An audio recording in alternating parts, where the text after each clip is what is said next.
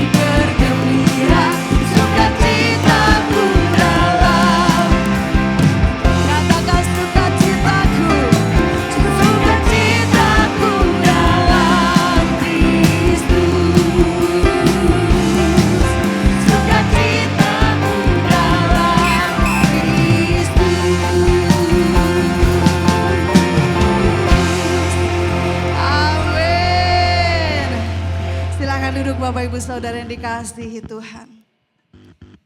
Kasihnya, sukacitanya melimpah di dalam hidup kita. Tetapi biarlah setiap kita orang-orang yang percaya, yang mengandalkan Tuhan, boleh terus berjalan di dalam kebenarannya. Sehingga pagi hari ini biarlah ini boleh menjadi doa kita. Selidiki aku, lihat hatiku Tuhan. Apakah sungguh aku mengasihi Tuhan lebih daripada aku mengasihi yang lain, lebih daripada aku mengasihi dunia ini? Apakah aku mengasihi Tuhan yang terlihat dari aku mengasihi sesamaku? Selidiki aku. Selidiki aku, lihat hatiku. Apakah ku sungguh mengasihimu, Yesus, Kau yang Maha Tahu dan menilai hidupku.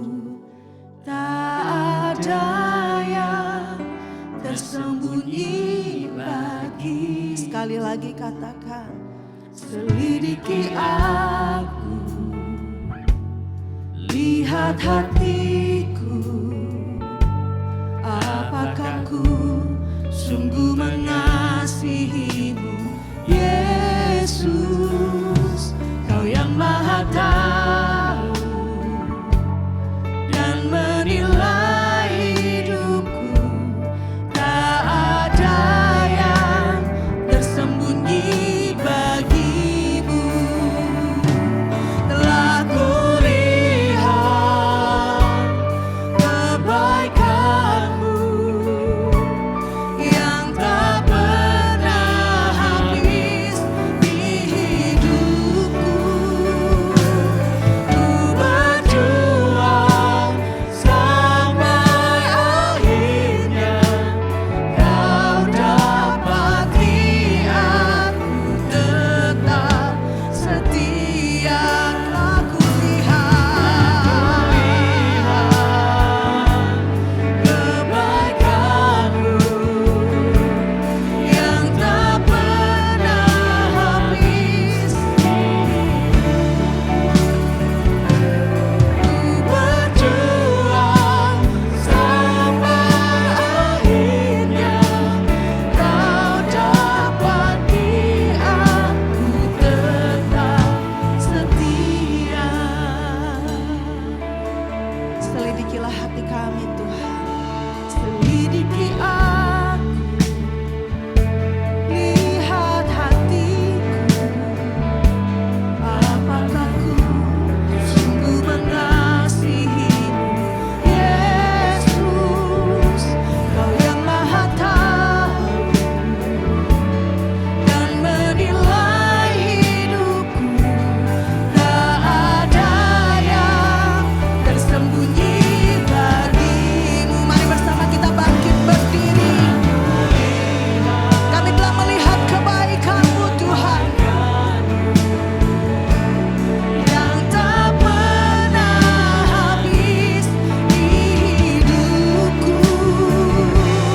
Ku berjuang sampai akhirnya Kau dapati aku tetap setia.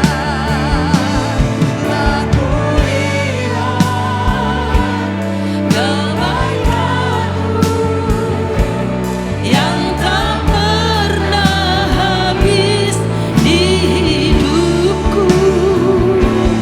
Ku berjuang sampai akhirnya Kau dapati aku tetap.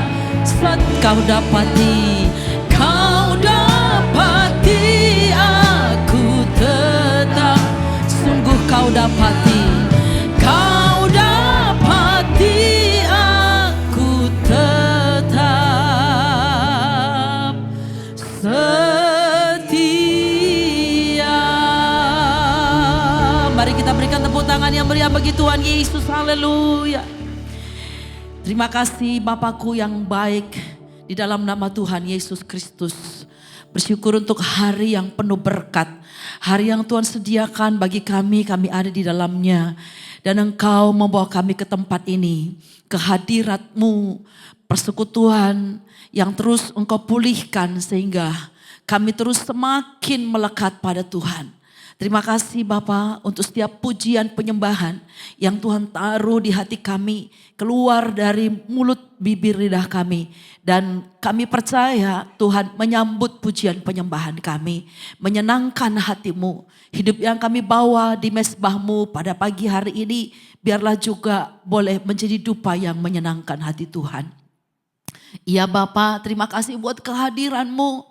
Itulah yang kami perlukan lebih dari apapun. Engkau di tengah-tengah kami. Kami menghormati-Mu. Kami mengasihi Engkau ya Bapa. Dan karena itu Tuhan, kami rindu untuk Engkau selalu penuhkan, limpahi kami dengan segala berkat surgawi. Firman Allah yang hidup. Perkataan-perkataan-Mu yang tak akan pernah hilang. Tak akan pernah usang. Tak akan pernah berlalu, karena firman-Mu adalah Engkau sendiri ya Allah yang hidup. Karena itu Tuhan, berkati kami semua tanpa terkecuali. Di dalam nama Tuhan Yesus, biarlah pengurapan Roh Kudus membukakan pengertian kami, menjamah hati kami, memperbaharui roh kami. Pada saat firman-Mu disampaikan, Kau menjumpai setiap kami pribadi lepas pribadi. Detik menit ke depan kami serahkan dalam kendali kuasa-Mu. Kau mengurapi hamba-Mu ini. Apa yang Kau taruh di pikiran hati, bibir lidah mulut hamba-Mu, itulah yang hamba sampaikan. Sehingga Tuhan saja yang dipermuliakan dulu, sekarang, sampai selama-lamanya. Dalam nama Tuhan Yesus firman yang hidup, kita semua yang siap diberkati, katakan bersama-sama, amin. Haleluya. Silakan duduk kembali. Terima kasih buat tim Present Worship yang sudah memandu kita dalam pujian penyembahan. Shalom Bapak Ibu Saudara. Sekali lagi shalom. Tetap semangat, amin. Haleluya. Kita ada di penghujung bulan Juli ya. Tinggal 5 bulan ke depan kita akan meninggalkan tahun 2026. Terima kasih kepada Bapak di surga yang masih mempercayakan saya untuk melayani dan pekerjaannya sampai sekarang. Terima kasih kepada Bapak dan Ibu Gembala, Kak Wilis juga yang sudah menghubungi saya untuk kita bisa belajar firman Tuhan bersama-sama di pagi hari ini.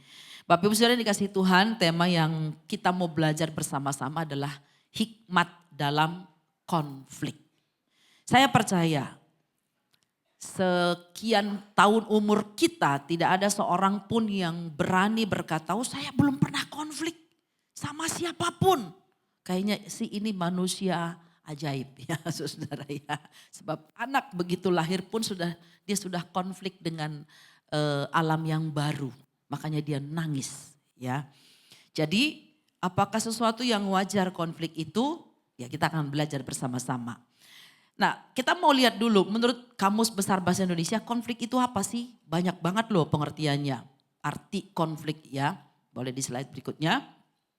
Ya itu bisa dilihat ya Bapak Ibu Saudara ya, itu bentrokan, kericuhan, percekcokan, percederaan, pergesekan, perkelahian, pertengkaran, sengketa, pertikaian, perselisihan. Masih ada yang lain-lain, saya nggak masukkan di situ. Jadi semua ini yang disebut dengan konflik itu. Ya. Nah kita pasti pernah ada di 1 poin, entah 2 poin, entah 3 poin di situ Bapak Ibu Saudara. Tapi kita tentunya tidak mau tetap tinggal di situ. Itu sebabnya tadi temanya adalah hikmat. Bagaimana kita berhikmat ketika konflik itu terjadi. Gitu ya. Nah kita mau lihat apa sih kata Alkitab tentang konflik. Kapan dimulainya itu konflik itu. Gitu ya. Saudara, tentu konflik tidak dibawa lahir oleh kita. Tidak ada seorang ibu pun yang berdoa supaya anaknya ketika lahir jadi troublemaker. Enggak ada Bapak Ibu Saudara ya. Semua orang tua pengen anaknya nanti lahir bahkan memberi kepada anaknya damai. Ya kan Bapak Ibu Saudara ya. Ada yang nama damai di sini saudara ya. Berharap anak itu akan menjadi pembawa damai, tidak pembawa konflik begitu. Tapi kita mau lihat apa yang dikatakan Alkitab. Ternyata konflik pertama itu terjadi di surga. Pada saat di dalam Yesaya 14 nanti dibaca di rumah aja ya Bapak Ibu Saudara ya. Dikatakan di sana engkau yang berkata dalam hatimu ya. Bintang timur putra fajar itu huruf besar. Jadi kalau mau diterjemahkan ke dalam bahasa Ibrani maupun Yunani itu sebetulnya adalah Lucifer itu. Malaikat yang jatuh. Dan dia dibuang ke bumi karena dia menginginkan tahta Allah. Dia ingin menyamai Allah. Dia ingin ada di posisinya Allah. Itu menyebabkan terjadi konflik. Dan Tuhan akhirnya buang dia ke bumi, Bapak Ibu sekalian. Ya. Konflik di Taman Eden dalam Kejadian pasal 3. Tuhan menjadikan langit, bumi dan semua isinya dan manusia. Pada awalnya hubungan begitu harmonis. Tuhan hadir di taman itu bercakap-cakap dengan Adam dan Hawa. Segala tumbuhan binatang begitu harmonis sekali hubungannya. Nggak ada satu hal pun yang mendatangkan apa yang namanya percekcokan. Akur sekali, terjadi harmonisasi yang luar biasa. Tapi begitu si penggoda itu datang dan manusia merespon iya kepadanya, maka terjadilah konflik, Bapak Ibu. Sehingga ketika manusia jatuh dalam dosa, konflik yang pertama terjadi di Taman Eden. Dan nenek moyang kita, leluhur kita Adam dan Hawa itu sudah memulai konflik itu. Dan sehingga dosa itu turun terus kepada keturunannya. Nanti kita akan lihat bagaimana Tuhan menyelesaikan itu Bapak Ibu sekalian ya. Jadi itu yang disampaikan oleh Alkitab. Nah sekarang apa itu hikmat? Kan hikmat dalam konflik ya. Hikmat dari bahasa Arab serapan dari bahasa Ibrani hokmah. Hokmah. Kalau dalam bahasa Yunani itu Sophia. Ada orang memberi nama anaknya Sophia gitu ya. Tapi ini bukan Sophia, bukan ya. Sophie itu yang belan-belan Sophie gitu bukan ya. Bukan itu ya. Kadang-kadang lagi kita dengar khotbah bunyi handphone seseorang Sophie gitu ya. Bersyukur tadi diingatkan ya. Handphonenya dimatikan gitu saudara ya. Sophia artinya apa? Kebijakan, kearifan, pertimbangan yang matang, kehati-hatian di dalam menilai sesuatu, dalam menyikapi sesuatu. Jangan terburu-buru mengambil kesimpulan, jangan terburu-buru mengambil sebuah penghakiman, Bapak Ibu Saudara. Perhatikan baik-baik, ya. Hikmat Sophia, hokmah itu juga berarti kita memutuskan, bertindak secara tepat dan benar. Nah ini satu proses yang hari-hari hidup kita memang semua ada di dalam proses itu. Karena kadang-kadang kita nggak pernah merencanakan adanya konflik tentu saja ya. Kalau sampai ada yang merencanakan adanya konflik berarti itu si jahat Bapak Ibu Saudara ya. Iblis selalu merencanakan adanya konflik dan kalau ada orang-orang yang merancang kejahatan dalam pikiran, dalam hati berarti berasal dari si jahat. Kita selalu rindu di rumah kita ada damai sejahtera, harmonisasi, di pelayanan pun sama, di mana saja. Itu kerinduan setiap orang karena memang Tuhan juga taruh itu di hati kita. Tapi hidup ini unpredictable, kita nggak bisa prediksi Bapak Ibu Saudara. Tiba-tiba terjadi konflik entah kenapa. Kita nggak merancang, kita nggak mengharapkan tapi bisa terjadi. Hanya karena persoalan air tumpah di rumah nggak disengaja oleh anak kita. Itu bisa papa mama bisa ribut seharian gara-gara air tumpah doang Bapak Ibu Saudara. Ya, jadi kita harus selalu bersiap menghadapi segala sesuatu apapun yang akan terjadi. Tadi makanya perlu hikmat itu. Supaya kita enggak kemudian ditelan oleh konflik itu. Dan hari-hari kita terus ada dalam konflik. Dan kehilangan damai sejahtera. Bapak Ibu sekalian, ada beberapa jenis konflik. Jadi konflik itu bukan hanya konflik dengan sesama ternyata ya. Jadi konflik itu bisa konflik dengan Tuhan. Sudah pernah konflik dengan Tuhan? Apa itu konflik dengan Tuhan? Nggak terima, bersungut, ya, mengeluh, protes sama Tuhan. Kenapa Tuhan bikin saya kayak gini? Kok dia hidupnya enak aja? Kenapa Tuhan gak jawab doa saya? Kenapa Tuhan gak sembuhkan sakit? Pokoknya Tuhan salah semuanya. Itu konflik dengan Tuhan. Saudara, ya, saya pernah ada di satu situasi juga seperti itu, tapi cepat bertobat Bapak Ibu ya. Karena kalau kita konflik dengan Tuhan, terus siapa yang mau mendamaikan? Ya, makanya kita harus selalu belajar menyadari kehidupan ini, belajar untuk bersyukur. Tadi pagi waktu saya kesini naik Grab, saya sudah info sama Kak Willis, agak mepet nyampenya ya. Ya berkali-kali saya pesan Grab itu 13 menit, 14 menit, jauh-jauh amat ya. Kenapa bisa begitu ya? Padahal kan minggu pagi sepi harusnya ya gitu ya. Sampai akhirnya dapat juga gitu ya. Itu sudah 7:30 dari Pademangan. Saya bilang, Tuhan tolong saya. Dan begitu saya masuk di Maxim akhirnya dapatnya. Maxim itu saya bilang, Pak masuk tol aja biar cepat gitu ya. Nah sementara lagi ngobrol, nah si bapak itu yang cerita sama saya. Saya baru mulai aja Bu lagi ini naik bawa Grab ini. Saya bilang kenapa? Istri saya lagi ngurus istri saya. Kenapa istrinya? Saya nggak nanya padahal ya. Istri saya cancer stadium 3B. Dan urus bolak-balik ke rumah sakit Cipto Mangunkusumo. Dan kemarin baru selesai kemo. Bayangkan Bapak Ibu Saudara. Ya, saya nggak bisa ngomong apa, saya bilang Pak, kita belajar mengucap syukur ya. Kita belajar bersabar dalam hidup ini ya. Karena kita nggak bisa membuat hidup kita begini begitu. Nah saudara-saudara, kita mungkin belum separah si Bapak ini. Kita mungkin ada dalam satu persoalan, tapi kita kadang-kadang konflik dengan Tuhan. Dan kalau kita konflik dengan Tuhan, celaka hidup kita. Karena siapa lagi yang mau bela kita? Ya Bapak Ibu Saudara ya. Makanya jangan konflik sama Tuhan, amin. Ayo akur sama Tuhan, dekat sama Tuhan, berdamai dengan Tuhan. Minta ampun kalau kita salah. Ya, supaya terjadi harmonisasi. Konflik dengan diri sendiri. Apa itu konflik dengan diri sendiri? Minder. Kenapa Tuhan bikin saya lahir di keluarga ini? Ya, kenapa saya model badannya kayak gini, model rambut saya kayak gini? Gak terima. Gak mau berdamai dengan diri sendiri, gak mau terima keberadaan diri. Itu konflik dengan diri sendiri, Bapak Ibu Saudara. Dan orang yang seperti ini menjadi sasaran iblis. Bapak Ibu Saudara, jangan konflik dengan diri sendiri. Apakah Bapak Ibu Saudara bisa terima dirimu apa adanya pagi ini, amin? Bersyukur dengan dirimu, amin? Bersyukur dengan keluargamu, amin? Dengan rumahmu, amin? Jangan konflik terus. Ya Tuhan, saya udah bertahun-tahun lo ngiring Tuhan lo. Ya setia melayani, saya kasih. Kenapa rumah saya masih ngontrak aja Tuhan? Terus saja gak ada habisnya Bapak Ibu Saudara. Konflik terus. Ya, Tuhan kenapa juga kasih saya model suami yang kayak gini Tuhan? Ya suami saya ini ceritakan sama. Kenapa Tuhan kasih saya istri yang model? Pokoknya hari-hari konflik terus.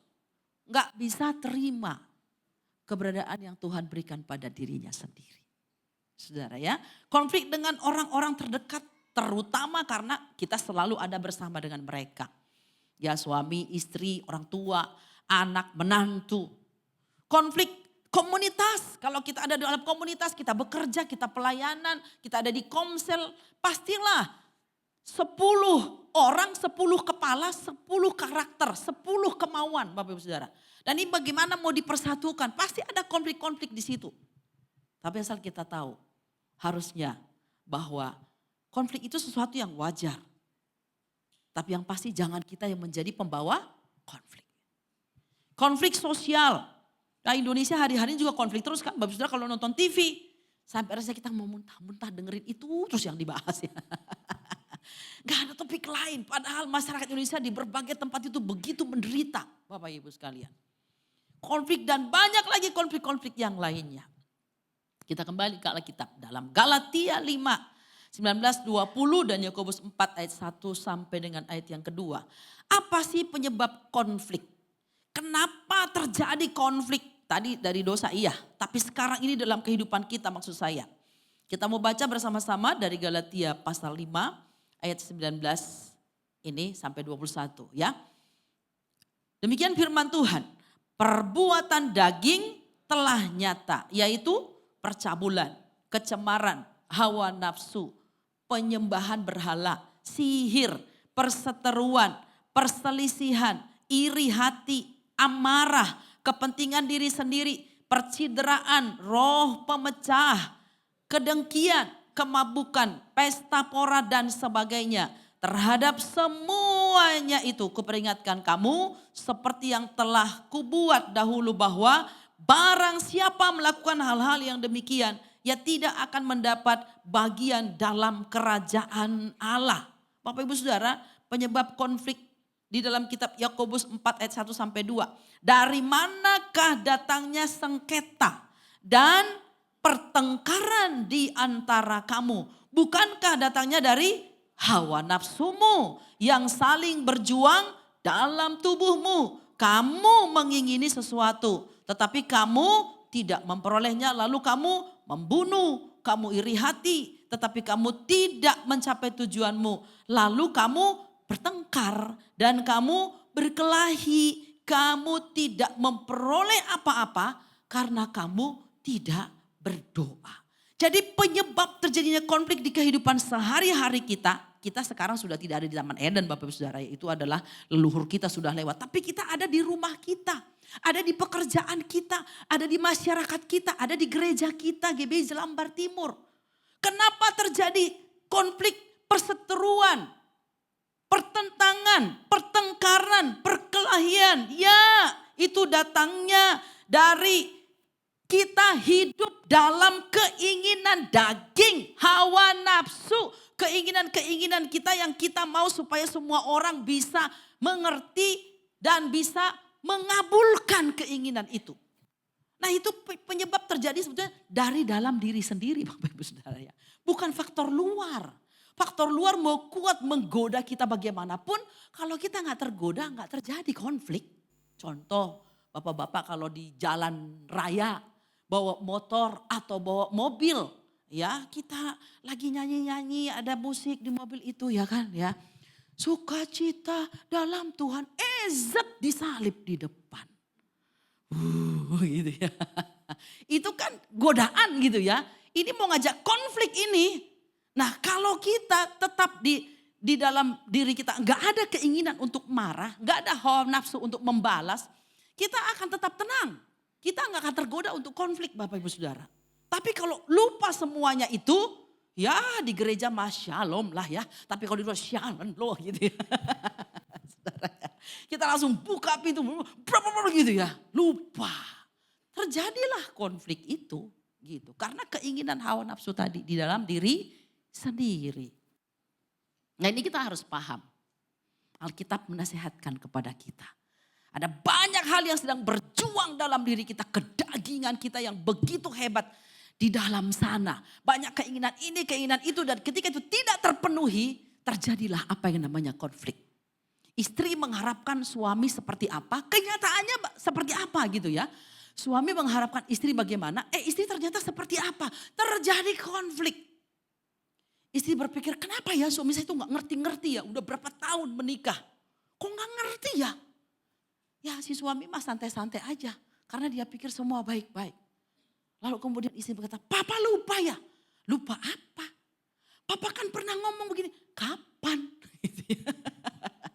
Karena kan para pria-pria itu kan logika. Rasio. Dia kadang-kadang yang udah ya udah lupa. Lewat gitu. Kadang-kadang dia ulang tahun istrinya aja dia lupa. Bapak-bapak di sini lupa kan ulang tahun istrinya? Oh enggak ya, senyum-senyum ya. Gitu ya. Ya udah lewat gitu. Karena dia rasio. Logika. Kalau perempuan enggak, perasaan. Perasaannya yang bermain. Aduh gigabyte memorinya itu tinggi banget, lebih hebat dari handphone saudara ya. Ingat semua detil-detilnya. Kalau itu yang baik, puji Tuhan. Tapi kadang-kadang yang enggak baik, kurenungkan siang malam. Bayangkan itu.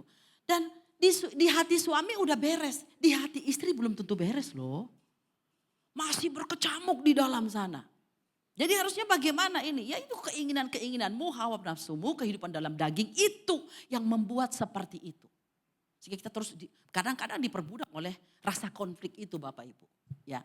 Dan saya mau beritahu ya, tidak ada ketenangan dalam hidup orang yang selalu berkonflik. Gak ada. Itu damai sejahteranya hilang. Di sini bolehlah kita nyanyi. Wah, sukacita, haleluya. Pulang dari sini balik lagi sama aja. Tapi saya mau katakan pagi ini Bapak Ibu Saudara kita harus beres dengan konflik ini. Karena kita mendapatkan tipsnya apa, kuncinya apa yang Tuhan mau berikan kepada saya. Konflik boleh ada tapi saya bisa mengatasinya. Saya punya solusi untuknya. Saya bisa menghadapinya.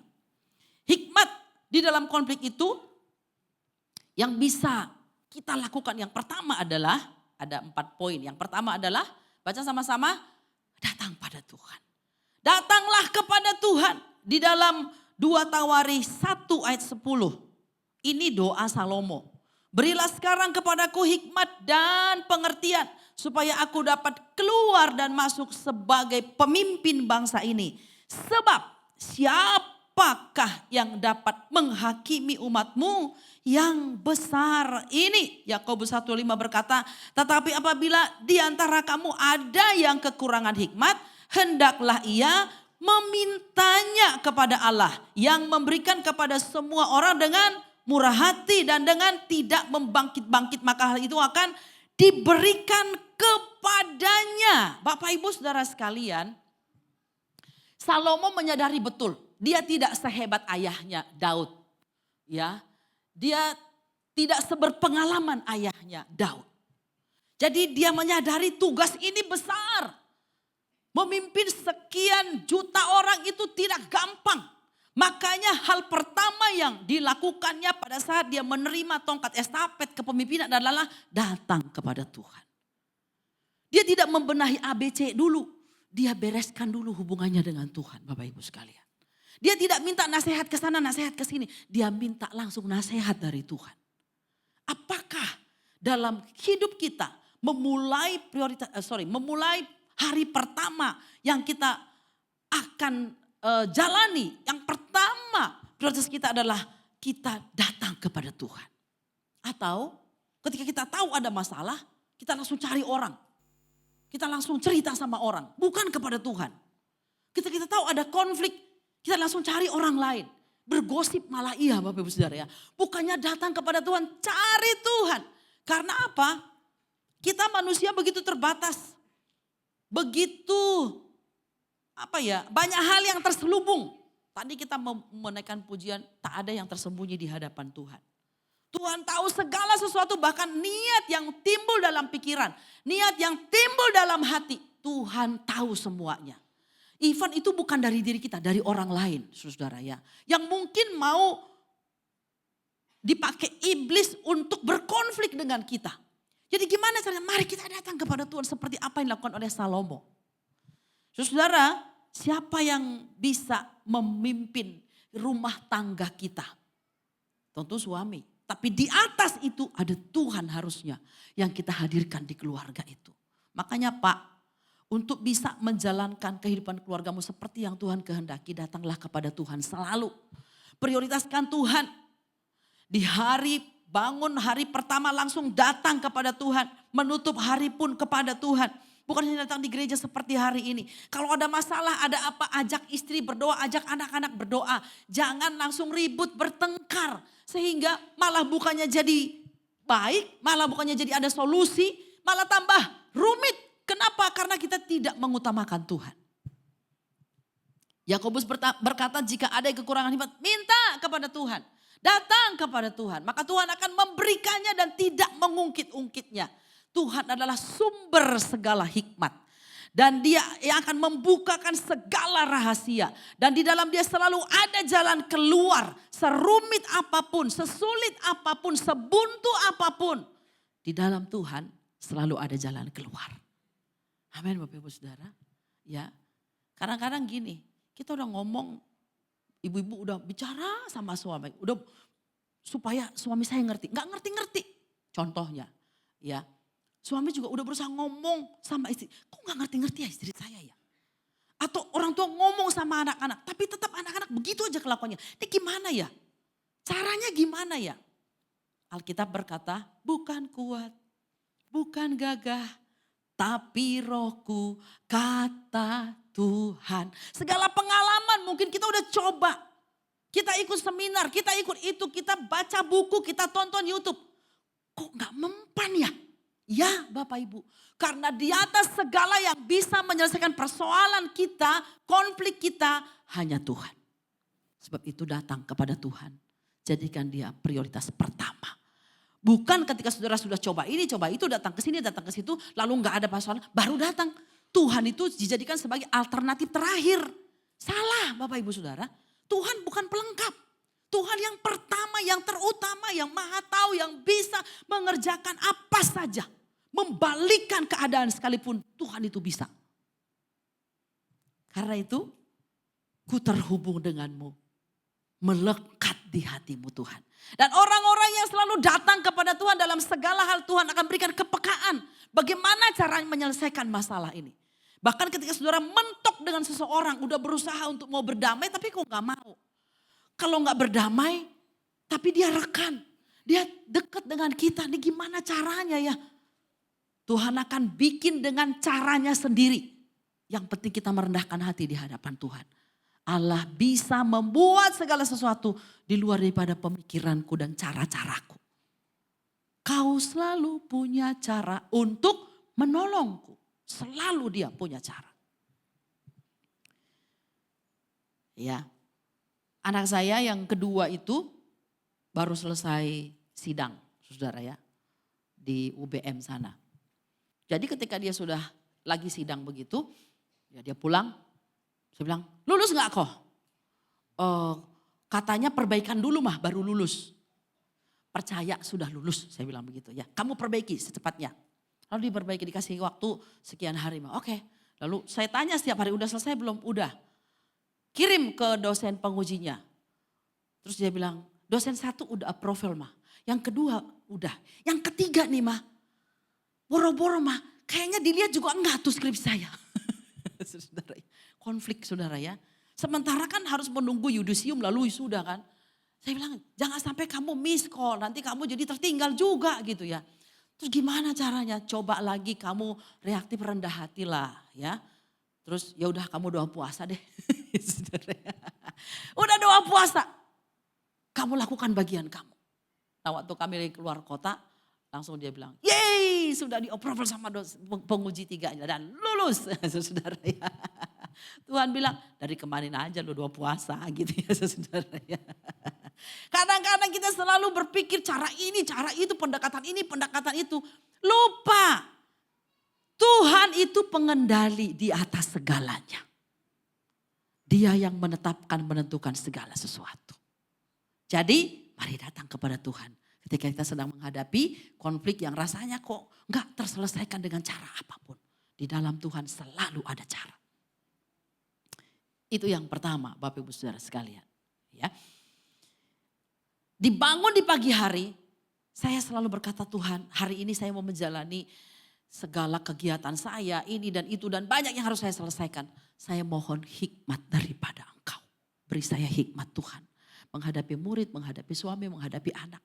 Supaya kita tidak hidup dalam keinginan hawa nafsu kita Bapak Ibu. Yang kedua, hikmat dalam konflik.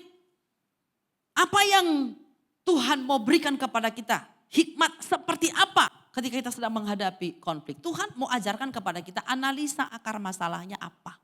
Setelah kita datang kepada Tuhan, jangan juga berpikir ya udah kita berserah diem pasif. Kadang-kadang bisa begitu selesai. Tapi kadang-kadang enggak. Kita harus lakukan bagian kita juga Bapak Ibu Saudara. Ya.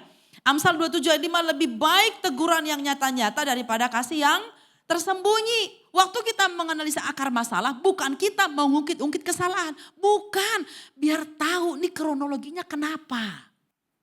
Paham Bapak Saudara? Tapi kan banyak kali bilang janganlah. Udahlah. Udahnya itu bukan udah beneran. Masih disimpan sebetulnya.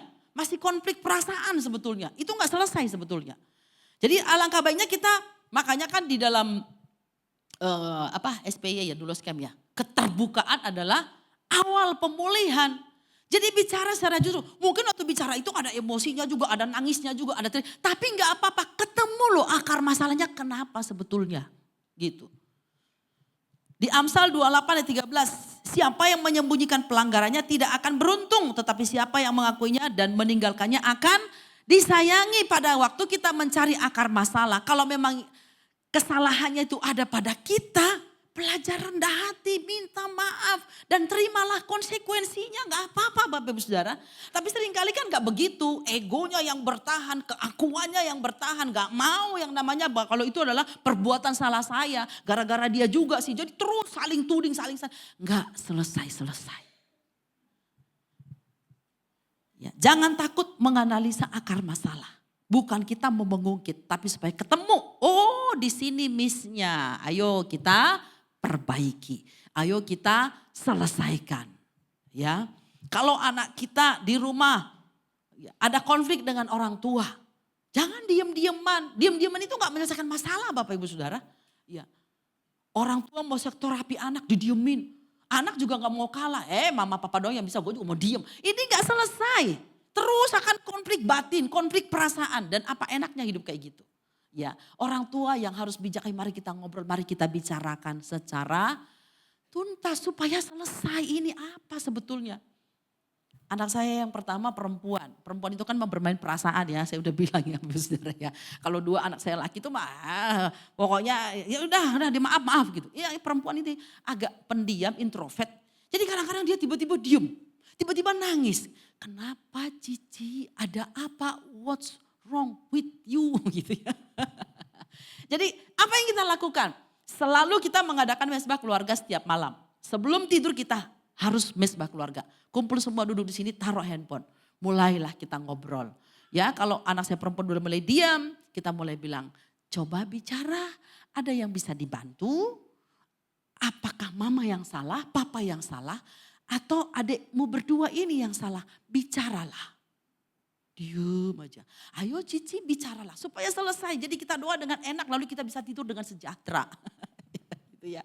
Jadi bukan kita mau ngungkit-ngungkit, enggak. Supaya ketemu, jangan kita diem-dieman di rumah. Udah rumah kita kecil diem-dieman pula, gimana ceritanya ya saudara ya. Kita tunggu, kadang-kadang anak saya paling kecil bikin joke gitu ya, jadi ketawa gitu ya. Akhirnya dia cerita, aku gak suka ya, kamu adiknya yang paling kecil. Kamu kalau dibilang itu ngelawan, oh itu akar masalahnya. Ketemu ya saudara ya. Lalu adiknya bilang, oh ya itu aku minta maaf gitu ya. Enggak diulang ya ciciku yang cantik. Selesai Bapak Ibu. Tapi coba kalau doa-doa tapi hati masih ngegerumel. Masih akhirnya dia enggak mau nyanyi, dia diem aja. Enggak enak begitu Bapak Ibu Saudara ya. Jadi cari kenapa sebetulnya ini. Dan jangan berlarut-larut. Kesalahan hari ini diselidikinya bulan depan. Lupa. Begitu ada langsung Bapak Ibu sekalian. Jangan menganggap itu sepele. Ya, jadi cari akar masalahnya supaya apa? Kita tahu apa yang harus dibereskan, apa yang harus diselesaikan. Amin Bapak Ibu Saudara ya. Ini kelihatannya sederhana tapi suka kita mengabaikannya. Sehingga konflik itu berlarut-larut. Yang ketiga, hikmat dalam konflik adalah fokus pada solusi. Apa? Fokus pada solusi. Fokus pada jalan keluarnya apa. Jangan terus berkutat di kesalahan itu. Ya memang kamu dari dulu udah salah. Kamu memang gak pernah berubah. Kamu selalu kata-kata itu loh. Yang membuat orang jadi berkata, ya udah, memang sekalian aja saya begini. Nah, saudara ya. Jadi kita nggak fokus pada orangnya, fokus pada salahnya apa. Itu yang kita mesti perbaiki, saudara. Misalnya Bapak Saudara pergi ke dokter, dokter bilang, ya ini bapak nih sakitnya apa misalnya ya, bapak jadi pabrik gula misalnya gitu ya, gulanya tinggi gitu ya. Kan nggak mungkin dokter itu ngomong, bapak dari tahun berapa?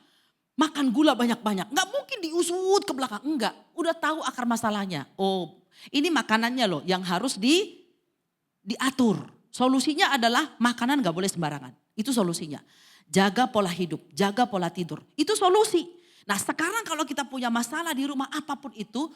Jangan terus kita ada tadi udah ketemu akarnya. Ya udah diselesaikan solusinya apa berikutnya. Bapak Ibu sekalian. Kalau enggak, kita akan terus berputar-putar di situ. Dan akhirnya bukan hadirat Tuhan yang ada. Hadirat iblis bisa masuk Bapak Ibu sekalian. Jadi marah, jadi mengungkit-ungkit lagi. Semua jadi dalam kondisi yang tertekan. Saling menyalahkan. Lukas 12 ayat 53, ayat 57, 58. Dan mengapakah engkau juga tidak memutuskan sendiri apa yang benar? Sebab jikalau engkau dengan lawanmu pergi menghadap pemerintah. Berusahalah berdamai dengan dia selama di tengah jalan supaya jangan engkau diseretnya kepada hakim dan hakim itu menyerahkan engkau kepada pembantunya dan pembantu itu melemparkan engkau ke dalam penjara. Kita tidak mau kita ini diseret konflik terus, ada di penjaranya konflik terus, nggak mau Bapak Ibu Saudara ya, karena sangat tidak nyaman hidup kayak begitu. Sangat tidak sejahtera dan itu menghambat berkat-berkat Tuhan juga untuk kita nikmati. Bisa jadi kita jadi sakit tiba-tiba Bapak Ibu sekalian. Orang karena konflik ketika datang ke dokter, dokter bilang enggak ada sakitnya. Tapi kenapa saya lemas terus dok? Kenapa saya perutnya itu rasanya kembung? Dicek enggak ada penyakitnya gitu ya. Kenapa? Konflik enggak selesai dalam dirinya Bapak Ibu Saudara. Dan itu enggak bisa dideteksi oleh medis. Itu hanya bisa diselesaikan kalau dia berusaha untuk keluar dari kondisi itu, cari jalan keluarnya apa. Ya, supaya apa? Kita bisa terbebas. Hari-hari ini tentu banyak konflik-konflik yang mungkin sedang Bapak Ibu Saudara hadapi. Tapi fokuslah pada solusinya. Jalan keluarnya itu apa? Jangan, ya gara-gara dia sih. Ya makanya kan Papa udah bilang, Mama udah bilang. Ya sekarang udah terjadi. Jalan keluarnya apa? Ya saudara ya. Contoh, anak kita bawa motor. Nggak sengaja dia nabrak atau ditabrak. Ya kemudian motornya mungkin rusak, hancur gitu ya. Lalu datang ke rumah, ngobrol dengan orang tua. Orang tua nggak bisa bilang, emang kamu jalannya gimana sih? Kok bisa kamu ditabrak sih? Kamu sih nggak hati-hati, terus aja. Saudara ya. Harusnya ada di antara orang tua bilang, itu sudah terjadi. Sekarang solusinya apa? Itu yang kita mesti pikirin. Jangan menguras energi, ya kan? Menguras waktu. Kita nggak boleh, udah terjadi ya udah. Sekarang kita apa jalan keluarnya? Jadi pembelajaran oke. Kita mau ratapin, kita mau ngamuk, motornya udah rusak. Dengan kamu marah itu nggak akan jadi benar. Ya benar ya Bapak Saudara ya. Dengan kamu ngamuk-ngamuk, kamu gebukin anak kamu juga, motor itu nggak akan jadi benar. Caranya adalah nasehatin, jangan diulang, bawa ke bengkel. Saudara ya, servis itu solusi. Kadang-kadang orang tua nggak kayak gitu, iya kan? Kamu sih terus aja dipepet anaknya. Hari ini mari kita fokus pada solusi. Kalau istri salah, kalau suami salah, kalau anak salah, ya sudah udah terjadi. Solusinya, jalan keluarnya apa? Mari kita pikirkan bersama-sama. Mari kita segera eksekusi bersama-sama supaya kita keluar dari konflik ini. Bapak Ibu Saudara yang dikasihi Tuhan. Ya, itu yang ketiga. Yang keempat, yang terakhir. Hikmah dalam konflik, hidupi nilai kasih. Hidupi nilai kasih. Ya, kita sudah datang pada Tuhan. Tuhan mungkin singkapkan, Tuhan mungkin arahkan kita harus bikin ini, bikin itu. Lalu mari kita cari akar masalahnya. Lalu kita fokus pada solusinya, jalan keluarnya apa. Enggak hanya sampai di situ. Mari kita sebagai anak Tuhan, sebagai murid Kristus, sebagai anak-anak Bapa, kasih dari Bapa itu harus betul-betul menguasai hidup kita. Kita harus betul-betul menghidupi seluruh nilai kasih. Dalam 1 Korintus 13 ayat 4 sampai dengan ayat yang ke-8. Kasih itu sabar, murah hati, tidak cemburu, tidak memegahkan diri, tidak sombong, ya tidak melakukan yang tidak sopan dan tidak mencari keuntungan diri sendiri. Ia tidak pemarah, tidak menyimpan kesalahan orang lain. Seringkali yang membuat terus konflik itu bertahta di hidup orang karena menyimpan kesalahan orang lain. Pak, Bu, duit boleh disimpan. Ya, Pak, Bu, hal-hal yang baik boleh disimpan. Tapi kesalahan orang itu enggak pantas untuk disimpan. Itu sampah. Amin Bapak Ibu Saudara. Jadi kalau istri salah, udah cepet-cepet diampuni, dibuang Bapak Ibu Saudara. Jangan disimpan rapat-rapat. Itu akan membuat diri kita, bukan hanya diri kita yang bau. Kita menjadi pembawa bau kepada orang lain. Karena di dalam diri kita ada sesuatu hal yang tidak beres. Jangan menyimpan kesalahan orang. Ia tidak bersukacita karena ketidakadilan tetapi karena kebenaran. Ia menutupi segala sesuatu. Percaya segala sesuatu, mengharapkan segala sesuatu, sabar menanggung segala sesuatu. Kasih tidak berkesudahan, nubuat akan berakhir, bahasa roh akan berhenti, pengetahuan akan lenyap. Bapak Ibu Saudara, kalaupun kita dalam hari-hari atau di hari Minggu begini kita nyanyi kasih. Tapi kalau itu nggak dipraktekin, dan itu enggak menguasai hati kita, enggak menguasai pikiran kita, kita enggak terhubung dengan sang kasih itu, enggak ada gunanya. Boleh kita punya harta banyak, boleh punya gelar berderet, boleh punya talenta banyak sekali. Tapi kalau kita enggak hidup dalam kasih, kata Paulus, seperti gong yang gemerincing bunyinya. Enggak ada nilai apa-apa dari hidup kita Bapak Ibu Saudara yang dikasihi Tuhan. Nah gimana kita bisa mengatasi konflik? Kita harus membawa atmosfer kasih itu kepada setiap orang yang sedang berkonflik. Sehingga kita menjadi solusi buat mereka. Menjadi jawaban buat mereka. Meneduhkan mereka. Mencairkan suasana. Jangan menjadi pembawa konflik itu Bapak Ibu. Tapi kita yang harus menyelesaikan konflik tersebut. Bapak Ibu Saudara, segala sesuatu apapun, serumit apapun, sesulit apapun, seburuk apapun hubungan, sehancur apapun hubungan. Ya, sedahsyat apapun konflik itu sedang terjadi. Rasanya udah sampai naik ke ubun-ubun, kita gak bisa tidur karenanya. Kalau kasih dari surga mengalir di hati kita. Kasih dari Bapa menguasai seluruh hidup kita. Maka itu akan memampukan kita untuk tidak menyimpan kesalahan orang. Cepat mengampuni, cepat memaafkan. Dan itu akan memampukan kita menutupi segala pelanggaran-pelanggaran yang sudah. Dan melupakan apa yang sudah terjadi. Kita terus hidup dalam pembaharuan kasih dari hari ke hari. Apa sih yang dibutuhkan orang yang sedang berkonflik? Kasih Bapak Ibu Saudara. Bukan tuduhan, bukan penghakiman, bukan kebencian. Kalau itu yang terjadi makin jadi konfliknya. Ya, dan itu yang diharapkan oleh kuasa kegelapan tentunya. Dan hari ini Tuhan mau setiap kita dalam kita menghadapi konflik seberat apapun atau seringan apapun. Marilah menjadi orang-orang yang penuh dengan hikmat Allah. Pertama karena kita memang dekat dengan Tuhan. Kita memang selalu terkoneksi dengan Tuhan. Sehingga Tuhan akan selalu memberikan hal-hal baru di pikiran dan hati kita, kepekaan-kepekaan dan memberikan jalan keluar. Yang kedua, mari kita menjadi orang-orang yang berani terbuka. Cari akar masalahnya apa. Bukan menyalahkan orang supaya mengerti bagaimana cara menyembuhkannya. Bagaimana cara memulihkannya. Jangan terus ada dalam konflik yang gak sembuh-sembuh penyakit itu Bapak Ibu sekalian. Karena gak pernah menyelesaikan akar masalahnya. Ya, dan mari kita fokus pada solusinya. Jalan keluarnya apa? Dan mari berani mengeksekusi jalan keluar itu. Meskipun mungkin ada harga yang harus dibayar.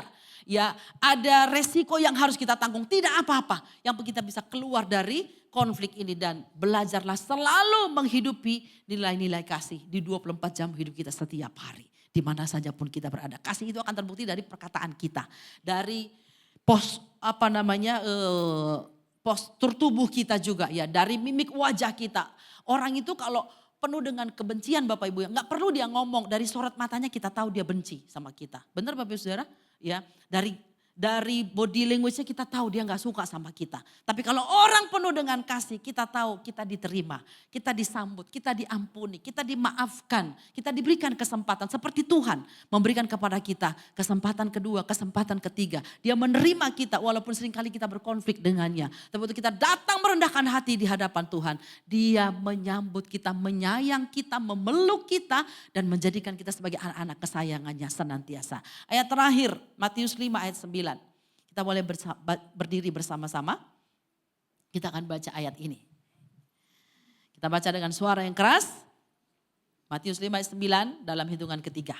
2, 3, ya. Berbahagialah orang yang membawa damai. Karena mereka akan disebut anak-anak Allah. Sekali lagi. Berbahagialah orang yang membawa damai. Karena mereka akan disebut anak-anak Allah. Amin Bapak Ibu Saudara. Jangan jadi pembawa konflik. Jadilah pembawa damai. Karena kita harus menjadi shalom bagi semua orang. Damai bukan hanya dirindukan. Bukan hanya diinginkan. Tapi damai itu harus dibawa dari kehidupan kita. Dan biarkan Kristus Sang Raja Damai bertahta di hidup kita. Yang penuh kasih sehingga kita menjadi agen kasih, agen damai bagi semua orang di sekitar kita. Amin untuk firman Tuhan. Haleluya. Kita tundukkan kepala, kita naikkan sebuah pujian kepada Tuhan. Kau sungguh indah tiada taranya. Ku kagum hormat akan Engkau Tuhan. Hikmat-Mu sungguh tak terselami. Dan kami memerlukan hikmat itu. Hikmat dari surga, bukan yang dari dunia. Hikmat bukan yang datang dari apa yang kami pelajari secara teori pelajaran. Tapi hikmat surgawi yang mengalahkan segala hikmat dunia. Menyelesaikan segala konflik persoalan apapun yang sedang kami hadapi. Pagi hari ini mungkin ada hati yang belum sembuh ya Tuhan. Karena adanya konflik antara pasangan. Ada mungkin perasaan yang masih konflik. Belum selesai, belum sembuh. Aku percaya Roh Kudus Engkau ada di sini. Engkau memulihkan setiap kami. Sehingga kami pulang dengan hati yang penuh kelegaan, dengan jiwa yang terbebas. Dan kami boleh menerima sukacita sejati, damai sejahtera sejati di kehidupan kami. Kau sungguh indah tiada taranya Tuhan. Kau sungguh indah tiada taranya, sungguh menakjubkan. Amin. Sungguh ajaib untuk dimengerti,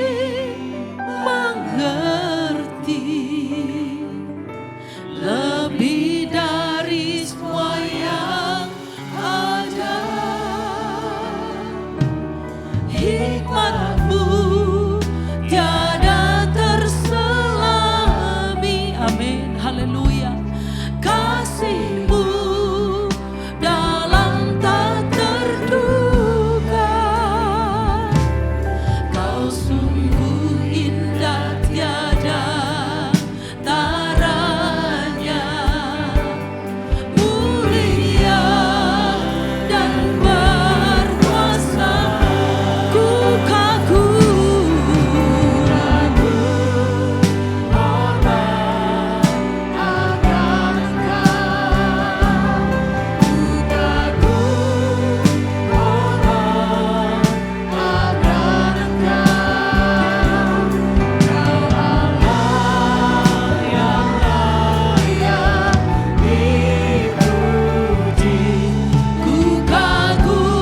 akan Engkau.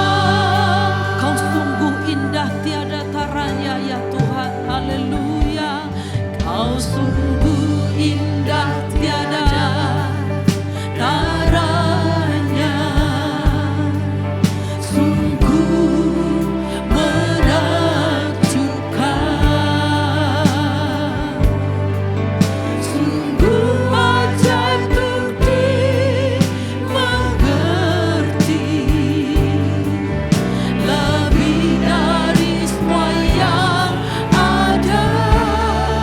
Hikmat-Mu tiada terselami Tuhan, dan Engkau mengaruniakannya kepada kami. Kasih-Mu dalam tak terduga. Kasih-Mu mengalir deras di hati kami. Taranya mulia, mulia dan berkuasa. Mari angkat kedua tanganmu, katakan ku kagum, hormat akan Engkau. Haleluya.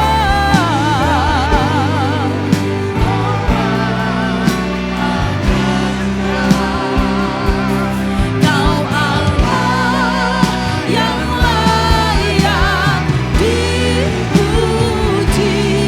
Ku kagum akan, ku kagum, ku kagum.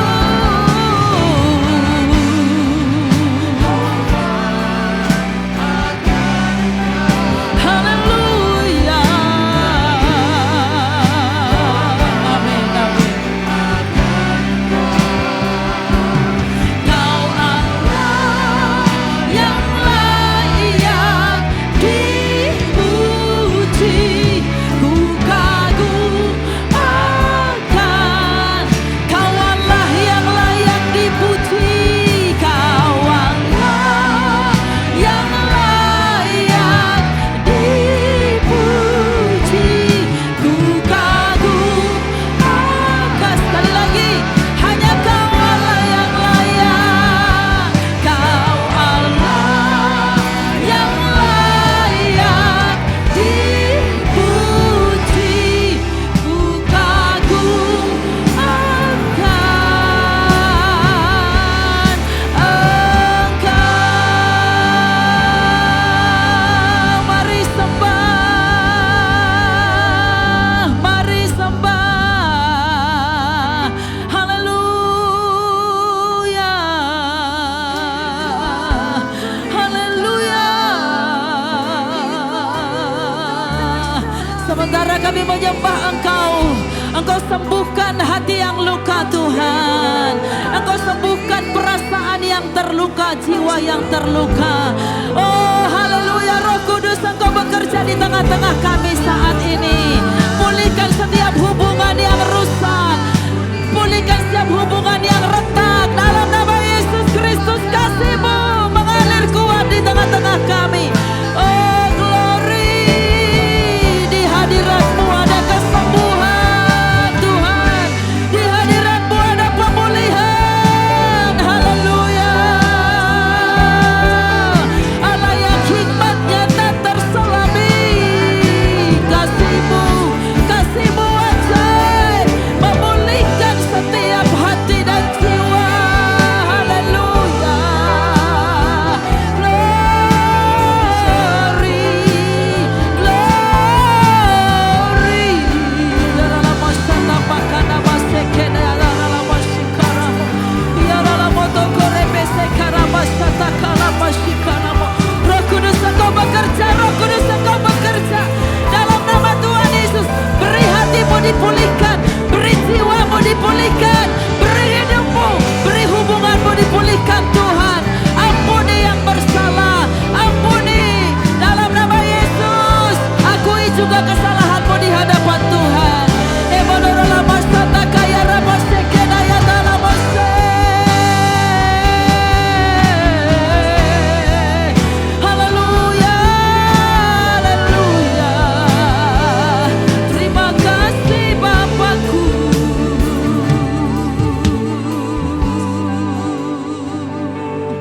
Ebodorola masata kaya rabasekena kala masya. Saya beri waktu bagi Bapak Ibu Saudara. Semua bapak-bapak doakan istrimu. Semua ibu-ibu doakan suamimu. Orang tua doakan anak-anak. Mertua doakan menantu, menantu doakan mertua. Mungkin pernah ada hubungan yang retak, ada kata-kata yang menyakiti, ada konflik. Hari ini di hadirat Tuhan, dengan kasih yang mengalir dari tahta yang kudus, mari lepaskan pengampunan dan berdoa. Mari kita, saya beri waktu 30 detik masing-masing kita berdoa. Haleluya Tuhan. Haleluya Bapa, pulihkan setiap hubungan kami Roh Kudus. Engkau Tuhan dengan kasih-Mu yang ajaib dan dahsyat itu memampukan setiap kami berhikmat dalam menghadapi setiap konflik yang ada. Kami semua memiliki hubungan yang harmonis seperti yang Tuhan kehendaki. Karena kami tahu Tuhan ada kuasa yang dahsyat dalam unity, di dalam kesatuan. Kami boleh menerima segala berkat-berkat surgawi, berjalan di dalam kebenaran, dalam perkenanan Tuhan. Terima kasih Tuhan, Engkau pulihkan hubungan suami istri yang mungkin konflik. Kau pulihkan hubungan orang tua dan anak yang mungkin konflik, yang gak pernah dikatakan tapi ada dalam perasaan mereka masing-masing. Tuhan, pulihkan hubungan antara mertua dan menantu dalam nama Tuhan Yesus. Pulihkan hubungan di antara sama pelayan sama pengerja mungkin Tuhan, dalam nama Tuhan Yesus Kristus. Kasih yang deras, kasih yang dahsyat mengalir dalam kehidupan setiap kami pagi hari ini. Jika kami semua dilingkupi dengan hikmat ilahi, hikmat surgawi. Kami semua menjadi anak-anak Tuhan yang cakap menghadapi setiap konflik yang ada. Terpuji namamu Tuhan, meteraikan firman-Mu di hati kami. Dan kami mau melakukannya agar Tuhan selalu dipermuliakan di kehidupan ini. Dalam nama Yesus, Sang Hikmat bagi kami. Kami sudah berdoa, yang mau dan yang terus rindu berjalan di dalam hikmat dalam menghadapi apapun. Katakan bersama-sama, amin. Silakan duduk kembali, saya serahkan.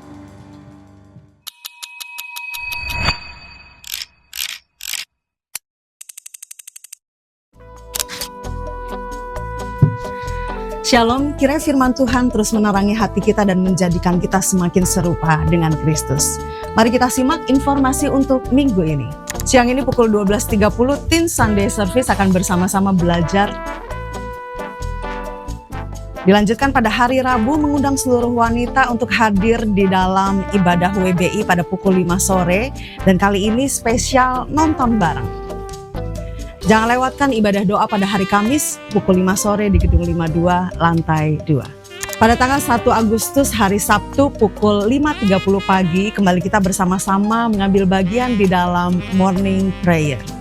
Di hari yang sama pada pukul 18.30, anak-anak muda diundang untuk hadir dan ambil bagian di dalam The Vessel Community.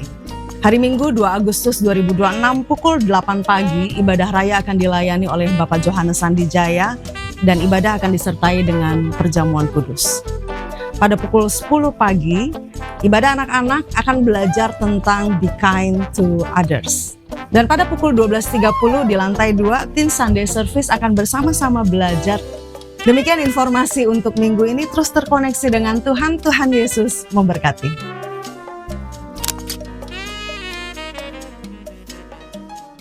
Puji Tuhan. Saya teramat yakin dan percaya kita semua tidak hanya diberkati oleh kebenaran firman Tuhan, tetapi firman Tuhan juga mengubahkan setiap kehidupan kita. Amin.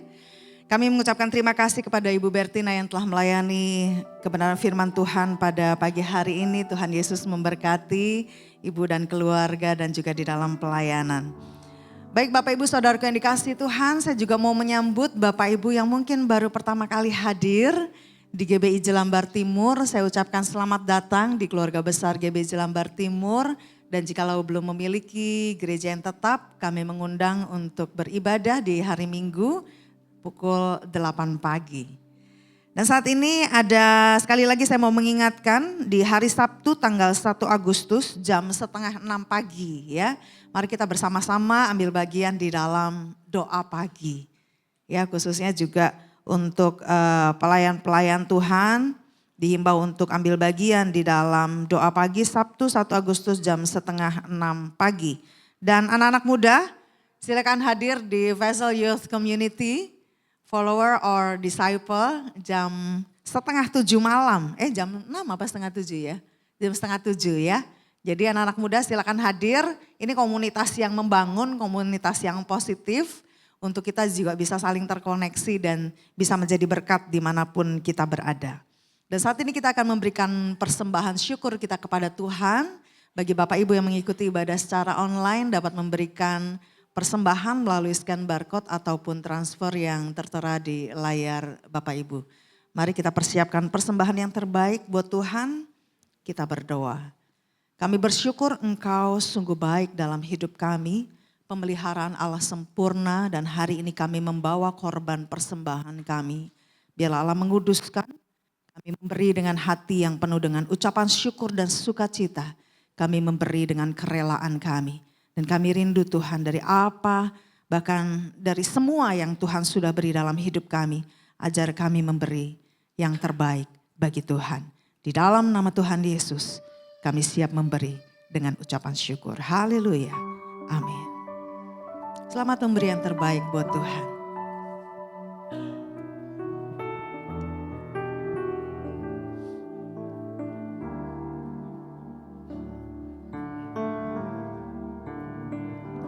Selidiki aku, lihat hatiku,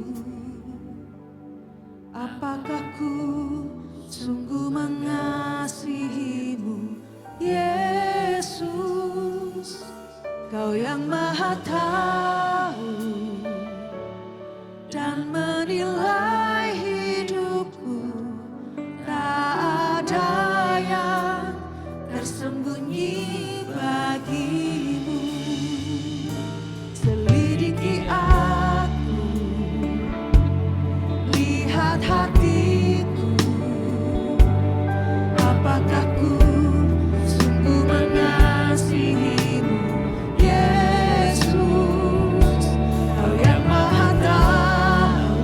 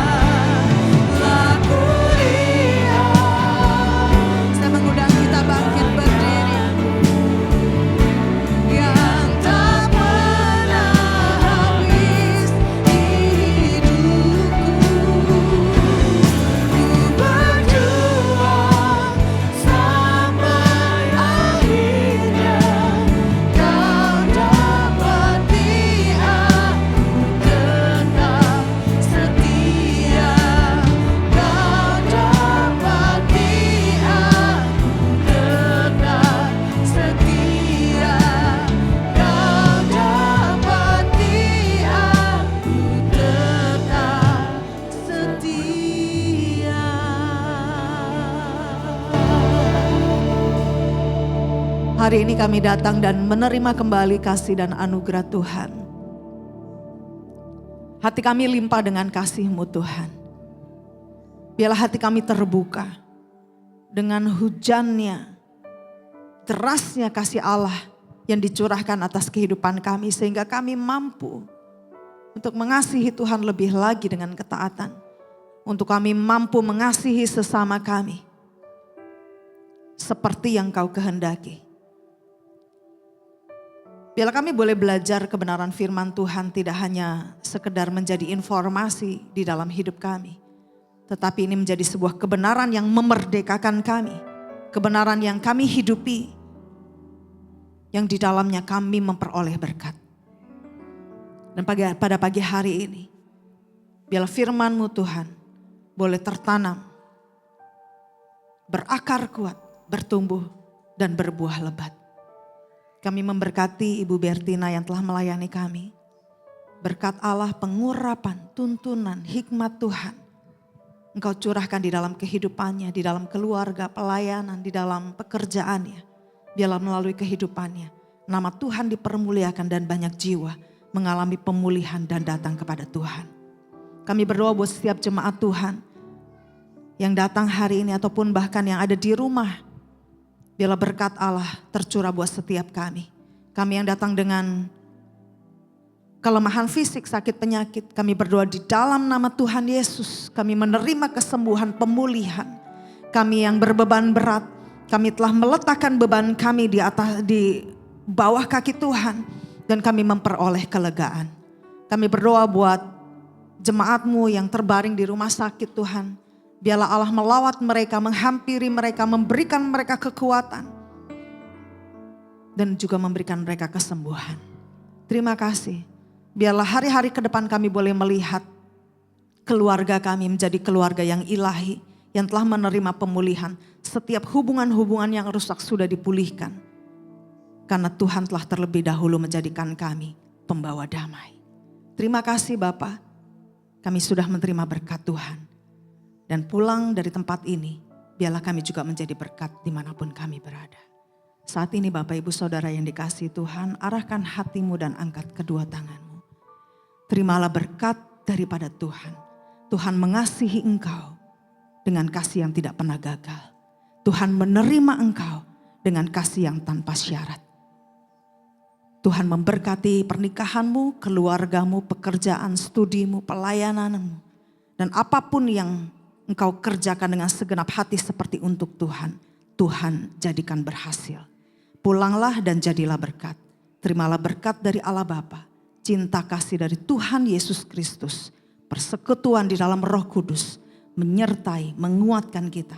Mulai dari hari ini. Sampai Maranatha Yesus datang yang kedua kali. Amin. Kami memuji kebesaran-Mu Tuhan.